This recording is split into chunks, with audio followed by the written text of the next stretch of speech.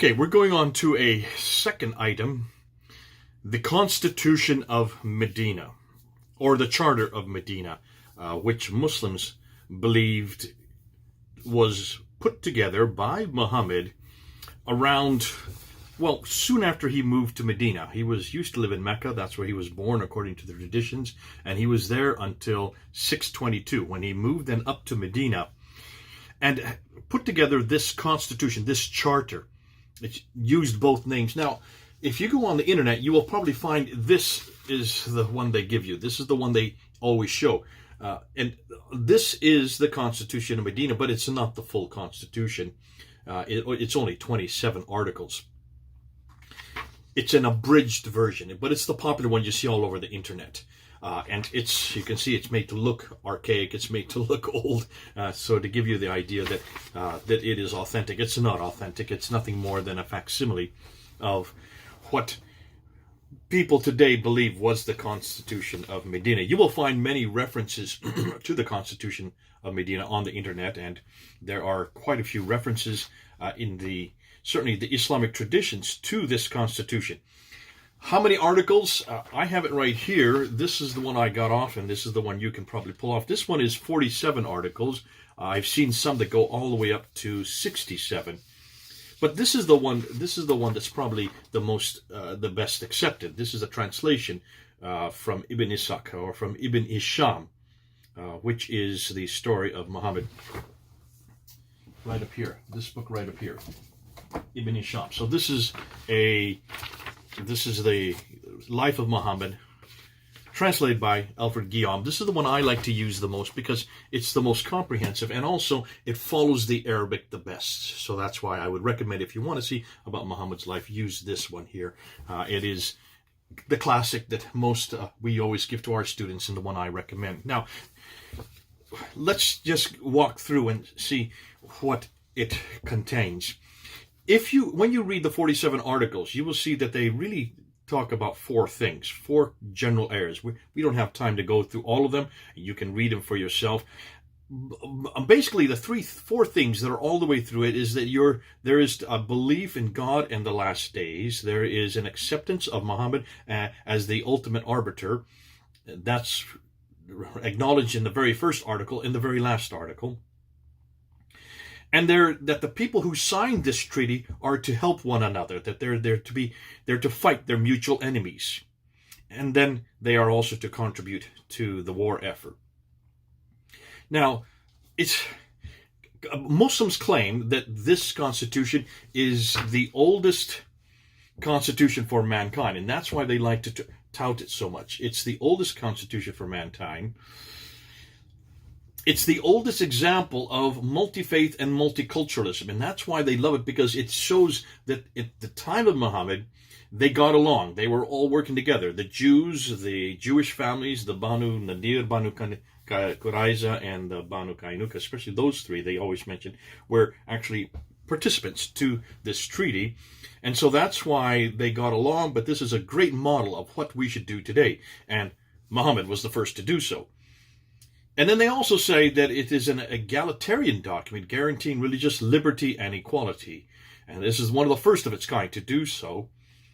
And then, of course, for our purposes in this series, and this is what Muslims like to point out, they always point this out to me. In fact, that's come up in a number of your comments there in this whole series that we're looking at, trying to find Islam in the 7th century, that this document proves that Muhammad did exist in the 7th century, and that he lived in Mecca and Medina in the 7th century, and that he had this relationship with the Jews at that time. So for those reasons, those 5 or 6 reasons there, it's important for them. And that's why you see it's such a popular document. And that's why a number of you have asked, could you please talk about this constitution? Because this supports a 7th century Islam. This supports not only a 7th century Islam, a very benign, a very benevolent, a very egalitarian Islam. And it really raises the stature of Muhammad in our eyes today, because this is not the Muhammad we see in the later traditions, and it's certainly not the Muhammad we see in the Quran itself. So, what are we going to do? How are we going to answer that? Well, first and foremost, before we get into the dating, before we get into whether or not there's any document at all from the 7th century, let's talk about the contents a little bit more. And let's look at this very strong pro-Jewish, in fact, it's quite pro-Jewish all the way through. When you look at the different articles, I'm just going to number off a number of them to you. In Article 16, it says that the Jews will be helped and will be treated with equality. Well, that's good. That's good, yeah. Article 17, no Jew will be wronged. Okay, that's interesting. Article 18, the enemies of the Jews will follow us, who follow us will not be helped. So in other words, if you have enemies, we're not going to help them. That's good for the Jews as well. It's very proactive for Jews. Article 29, the Jews will contribute towards the war when fighting alongside the believers. So the Jews are asked to come and contribute because they're part of the community. Article 30, the next article, the Jews will be treated as one community with their religion respected. Well, don't we all want that? Of course we do. And then it lists the 8 Jews, or the late Jews, the leaders of, I guess, tribes or maybe families, who signed this article. The Bani al-Najjar, the Bani al-Hari, the Bani Sa'ida, the Bani Jusham, the Bani al-Aus, the Talba, the Japhna, and the Bani al-Shtaiba. You notice what's missing? You notice the 3 Jews tribes, the largest Jewish tribes, the one that Muhammad had problems with, are not in that. They're not signatories to this document. Hold on to that. We'll be getting to that probably in a secondary video. But fascinating that these are the signatories to this document. Article 34 then goes on. The Jews' allies will be given the same treatment as the Jews. And now Article 37, the Jews must bear their own expenses in war, and the Muslims bear their own expenses. So equality, back and forth. You bear your expenses, we'll bear our expenses. And also Article 43, that the Jews must pay for war with the Muslims. So they must pay they must pay their standing with the Muslims. And then Article 52, the Jews of Al-Aus have the same standing as other parties of the pact. So you can see over and over again, it's very benevolent, it's very benign, it's very accommodating to the Jews. Which begs the question, if it's so accommodating to the Jews, why is it we can't find any reference to this constitution in any Jewish documents? Why is it that no Jews have come forward at this time or any other time subsequent to 622 stating that this is a document that should help them? In some ways, this Constitution of Medina would be the equivalent to the Jews as the Ashkenazi is for the Copts or the Egyptian monks living there in St. Catherine's Monastery in Egypt. Wouldn't you think? Remember, the Ashkenazi was created by the monks to protect them. Why is it Jews would? I mean, if I were a Jew and I was being persecuted, as Jews have been right through the last 1400 years by Islam, why would I be the first to hold this up as my document? We're going to talk about that in a subsequent video. But nonetheless, that's the first problem. That's the first big problem. It's so pro-Jewish, it's so benevolent to Judaism, that I would suggest that Jews would have been the first to acknowledge it and first to support it and first to give authority to it. So where are the Jews today who are doing so? And if you are a Jew watching this, tell me, do you support this? Do you acknowledge this? Is this a document that you should be holding up? Is Israel using this document in their foreign policy with all the Muslims around them? Have you seen it? Show me. I'd like to know why Jews aren't jumping on this, why they aren't grabbing this and touting it as their relationship, because they can put Muhammad's name onto it if they want to. Now, there are problems. So that's the first problem. No record of this in any Jewish document. What's interesting also, according to all the scholars who have studied this part of the world and looked at documents, namely Robert Hoyland, this man here, this is his book here, Robert Hoyland. Boy, it's a tome. It's a full, and it's called Seeing Islam as Others Saw It. He has done the best work. I think this was published in 1997, where he went through all the documents, looked through all the inscriptions. I've been using an awful lot of his material. It's a huge book. And in 554, 550, between pages 550 and 554, he talks about the Constitution of Medina. And though he says it's there, it is there in the later traditions. His only support he can go give for it are the later traditions. But he brings up a very interesting point in his book. He says, take a look at all the documents we can find, and there are many Jewish documents. He refers to a tomb inscription in Hegra, Let me just show you a map here. Where is Hegera? Well, here is Medina right here. There's Medina right there. Here's Mecca way down here. Medina is in the red. Mecca is in the red. There is Hegera, which is here at Medina Salih. Today it's known as Medina Salih. That's the current name today in Arabia. So he's talking about a tomb in this city. And you notice he says that's where the Jews were.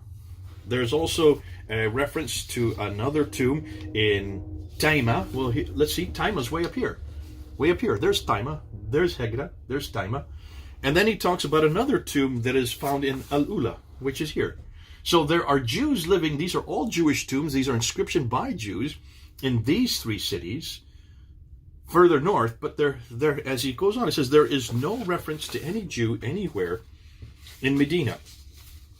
Not, and let me just quote him, not a single clearly Jewish inscription that has yet been found in Mecca or Yathrib. Yathrib is the archaic name for Medina, what is now Medina today, or Khaybar, despite quite a number of epigraphic surveys conducted at all three sites. So what he's saying is there has not been any reference to Jews or any idea of any Jews living in these three areas that are circled in red.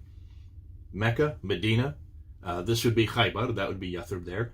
But there are Jews further north. So archaeologically speaking, there's a problem here as well.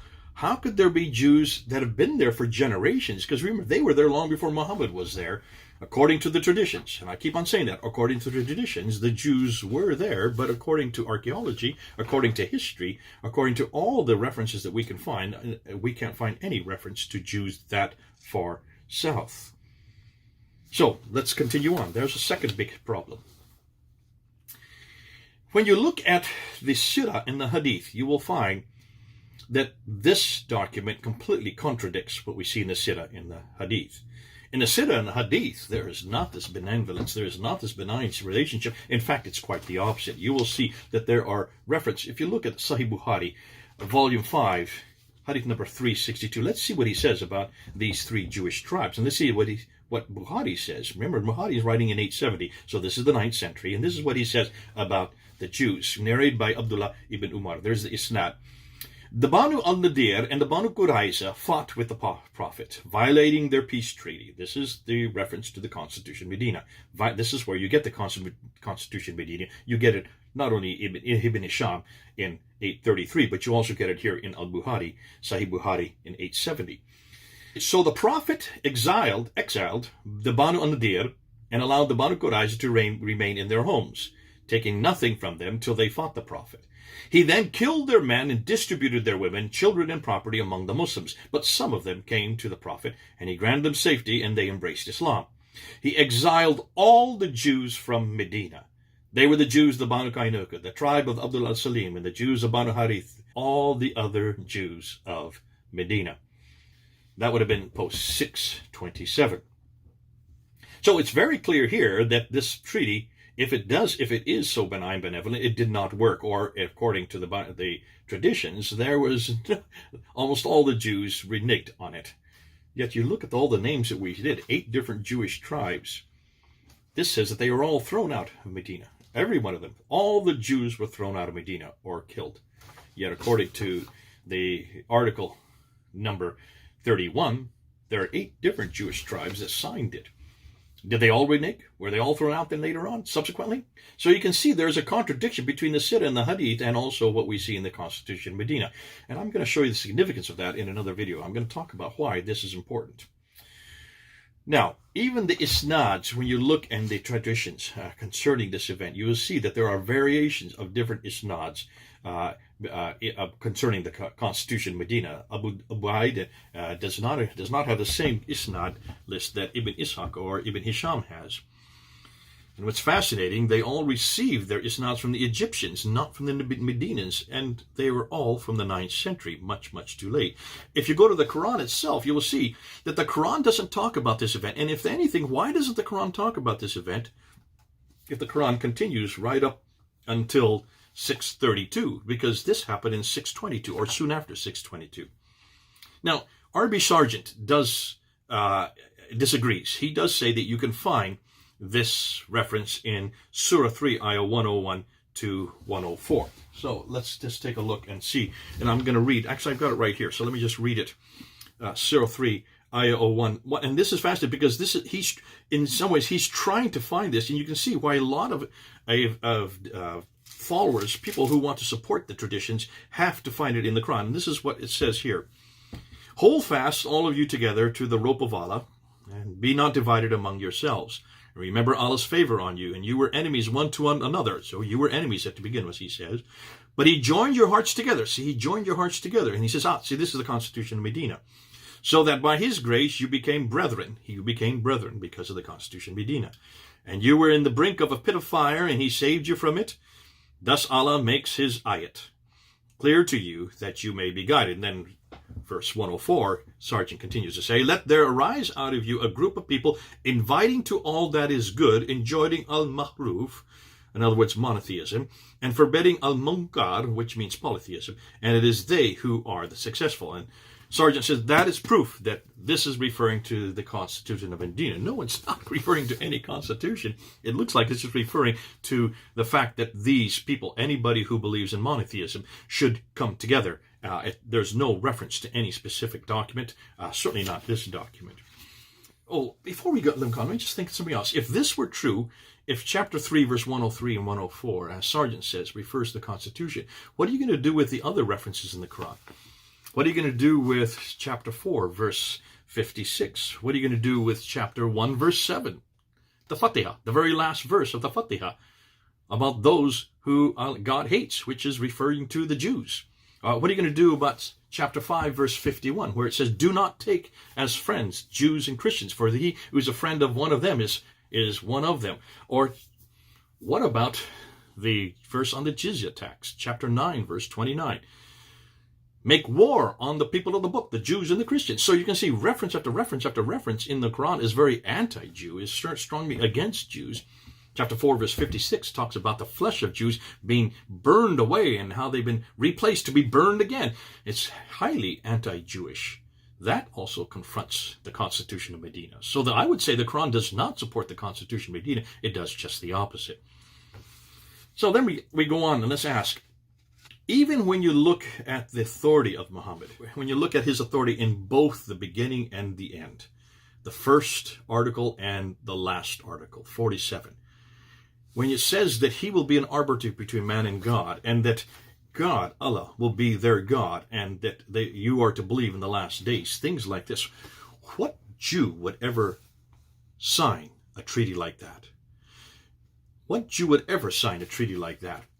I'm a Christian, and I would never sign a treaty like that. If it was stipulated that I had to follow Allah and I had to follow His Prophet and let Allah and Muhammad be the arbiter between man and God, for me, no, I wouldn't sign any treaty like that.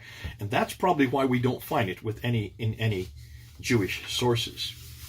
But then I want to end with this last problem, and that is the dates. See, I have been asking all through this series to find anything from the 7th century. It's very clear here that this is the man who's done probably the best work. Hoyland has done the best work on looking at all the documentation from the 7th and 8th century, from the time of Muhammad, from the time of Islam, when it began. And he is very clear that this document is not, there is no vestiges of it from the 7th century. They all come from much, much later. And this is something that others bring up. Let me just read what Fred Donor says. Fred Donor, who is a well-known Islamicist, he says, the Ummah document, I quote him, sometimes also called the Constitution of Medina, Sahifa document, or the Sunnah Jamiyah, is a group of connected documents or treaties clauses apparently concluded or between the Prophet Muhammad and the people of Yathrib, now Medina. The original documents are now lost, but the text is somehow preserved with mostly minor variations in two early Islamic literary texts, the Sirah, the biography of Muhammad, written first by Ibn Ishaq in 765, but we don't have that, so we go to Ibn Hisham, 833, and the Kitab al-Amwal, which is the Abu Ubaid al-Qasim ibn Salim from 838. So it's even later than Ibn Hisham. So both the documents that Donor is referring to are from the first half of the 9th century, basically 200 years after the fact. That's the best you can get.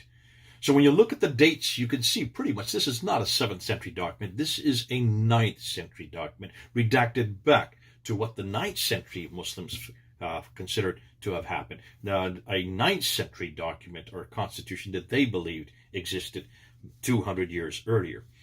Frederick M. Denny says this: Ibn Ishaq preserved this ancient document which does not appear in any other historical source. In his Sirah, it is placed for logical reasons near the beginning of his account of the Medinan period, but we do not know for sure that it belongs there. It seems to consist of separate documents from differing times in Medina, edited together in the forms preserved in the Sirah. There is little doubt among scholars that it is authentic and that, like the Quran, is intimately connected with Muhammad's thought and activity. Isn't that interesting? So he's admitting that this is put together over the time, but it comes from the Sirah. But therefore the scholars, and this is what's fascinating, that's why I added this in there, the scholars, however, think it's authentic. I would love those same scholars to talk about the gospel accounts, which they believe all came about from the 4th, 5th, and 6th century. How come they're not using the same standard?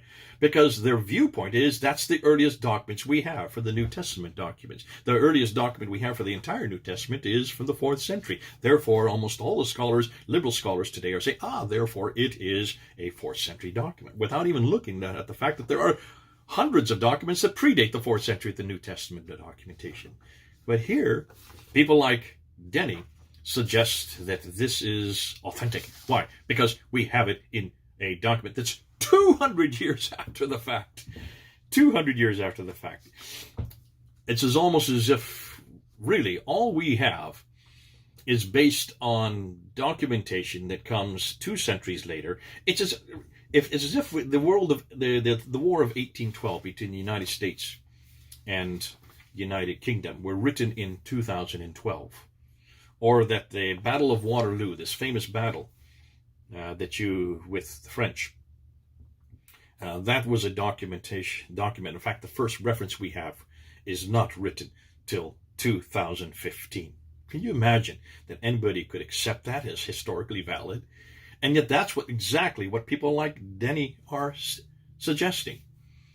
It's because of that I want to end with a quote from Dr. Pat Andrews, who says this: If there is no extant archaeological evidence for Jews in Yathrib, which later is Medina, then it is impossible that the so-called Constitution of Medina is historically valid.